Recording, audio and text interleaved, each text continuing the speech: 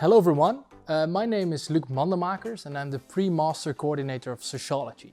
Well, it sounds a little bit fancy, but in general it's just being your tutor if you decide to come to our program, and basically if there's anything wrong or if there's anything going on that you would like to discuss with a teacher, you come to me. And basically I kind of make sure that we'll develop in becoming a nice intellectual community in which we get to know each other personally. Besides being the pre-master coordinator, I'm also a teacher in the pre-master program and in the Bachelor of Sociology and in the Master Contemporary Social Problems, which you'll be doing after completing this pre-master program. I'm enrolled in several courses, basically all about sociological theory, but also in statistics and also in kind of policy analysis, policy evaluation and development, basically. So what I want to tell you a little bit about our program, but basically also a little bit about what sociology is and what it entails and how that actually translates to our program. And I'll discuss a little bit about that, and then we'll we'll hear from Brit some experiences on the pre-master program, because she followed it a couple of years ago. I think 2 years ago actually, so that would be quite interesting. Then I'll tell you a little bit more about what the program actually entails. Then there will be some more interesting experiences from Brit, and then I'll tell you a little bit about the admission and how to apply for our program. So before listening to Brit, I want to tell you a little bit about what sociology is, because usually we get our students and they tell, okay, sociology is about people. And yes, sociology is about people, but it's much more than that. And usually they say, okay, what is it? If I ask them, okay, it's more than people. What is it more than people? And they say, okay, yeah, it's groups of people. Yeah, that's still true, but it's still much more than that. And if you ask them, okay, but what is it more than just groups of people? Then usually students start to kind of look at you a little bit confused. Okay, but I thought it was groups of people. What else can it be? So I think a very important notion is that we in sociology, yes, we study people and we study groups of people, but basically we study the interaction of the individual with other individuals in relation to broader society. So we have several social structures, and we say, okay, in sociology we study how these social structures affect individual behavior. So I can give you one example in refugees, for example, where you have an individual preference of a refugee, which usually is to remain in their home country, but because of social structures, because of a war, for instance, or because of, I don't know, severe lacking of educational opportunities or severe lacking of basic needs, people decide to migrate or to flee, and they become refugees. So their individual preference would normally be just to stay in their home country, but because of these social structures, they make a decision to go. So they show different behaviors. So basically this interaction between individual preferences and individuals with each other in relation to the social structure is one of the key analytical points of sociology. And when you get these analytical tools, when you learn how to look at the individuals in relation to these social structures, you'll start to apply them on more and more social phenomena. For example, on inequality, which is a key pillar of sociology, where we see, for example, educational inequality, or let's see inequality based on gender or based on ethnicity, and what kind of influences and effects this inequality has on the day-to-day life of these people. And basically you'll learn to, if you start to analyze these phenomena from a sociological point of view, you'll also be able to kind of develop policy that contradicts or kind of addresses these issues. So next to these analytical tools applied to inequality, we apply it to cohesion as well. So to what extent are we connected with each other in the society, and what kind of effects does this solidarity or this connection or this network formation in society have on social phenomena that we've just discussed. And we look at culture as well. So how do we have norms and values, and how are norms created, and how do they affect our day-to-day life? Yeah, so how do they basically alter our behavior based on what we as society say is a correct norm, for instance. Yeah, so these are the three pillars of society, and always we look at them from the sociological point of view, basically on the interaction between individuals and preferences. So now if you go to a party and your uncle asks, okay, what is sociology? You can not only say, yeah, we study groups of people, you say, okay, we study the interaction between the individual and broader society. That's basically what we do. And now we're going to see what Brit thinks of that.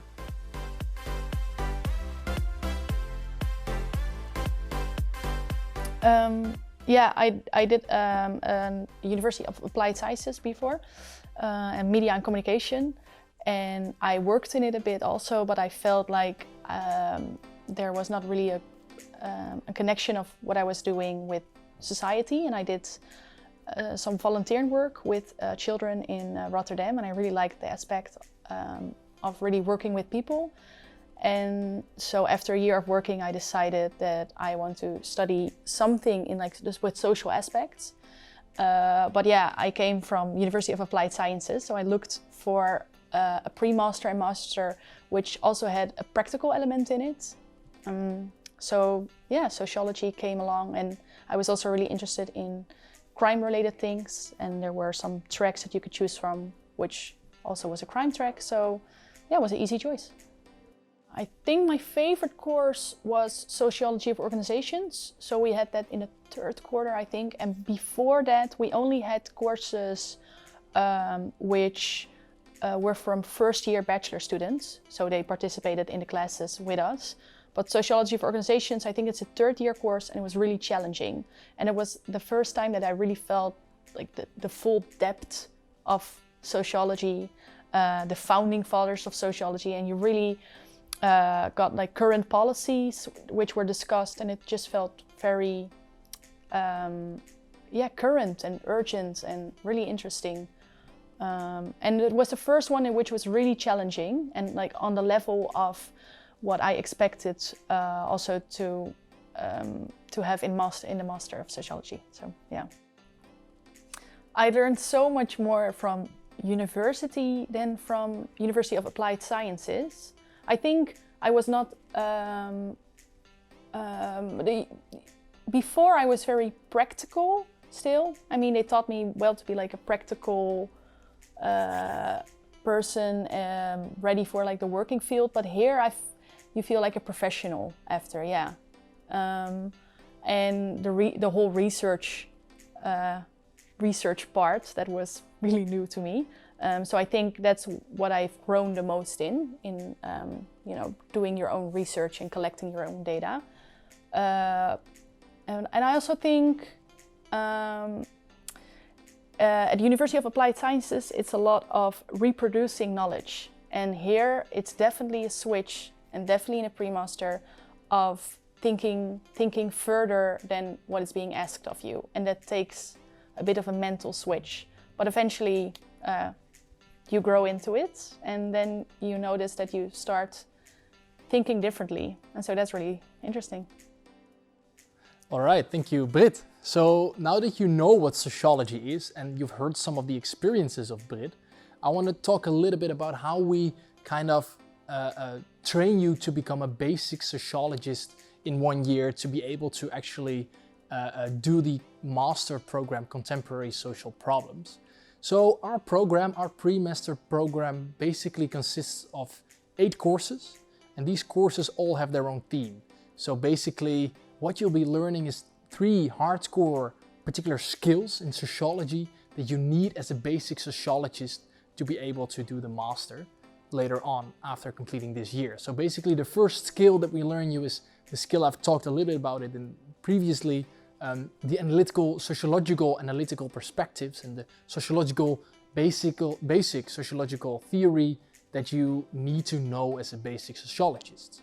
Yeah, so after completing courses in that field, you basically are able to actually look at phenomena from a sociological point of view. It's one very important hardcore skill that we teach you in the pre-master program. Second of all, you'll learn how to perform carry out a research, and you'll need some statistics for that as well. For some people, it might prove to be a little bit challenging. I think also for Brit, she'll talk a little bit about that later on. But honestly, what we also see is that we start really on the lowest level of statistics. So basically we start all over. It goes a little bit fast, but to be honest, in my experience, nobody actually failed statistics in that sense that they were not able to do the master program. So usually it's a lot of it's two courses, and students worry about them, but basically once you get to do the course and we assist you in that, you basically learn it rather quick. So it usually in practice turns out not to be a really big of a deal. Britt might disagree, but I think that is my experience from the last couple of years. And the third skill that we actually teach you is policy. And policy is quite interesting because you'll learn how to analyze policy on the one hand, and therefore to address societal issues based on the research that you did and based on the sociological perspective that you apply to that phenomenon. And you'll learn how to translate research or research finding, research results into adequate policy. That's basically the third skill that we teach you. Now, if you've completed all these courses, they consist of 8 courses in total, then you're a basic sociologist and you're able to join the master program later on. Well, I experienced the pre-master actually more difficult than the master, but it could also be because it was the transition of University of Applied Sciences to university, and which is a transition. But it's really nice because not that it's easy, but they ease you into it a bit. So in the first half year you get first year bachelor courses, and then it becomes more hardcore with second year and third year bachelor courses. But they do a fine job, because when I came into the master, I was a bit hesitant about my level, and if the people who did a bachelor before and then went to the master, if there would be any difference between our knowledge. But there was not really anything different between the pre-master students and the master and the bachelor students before. So I think they did a fine job, yeah.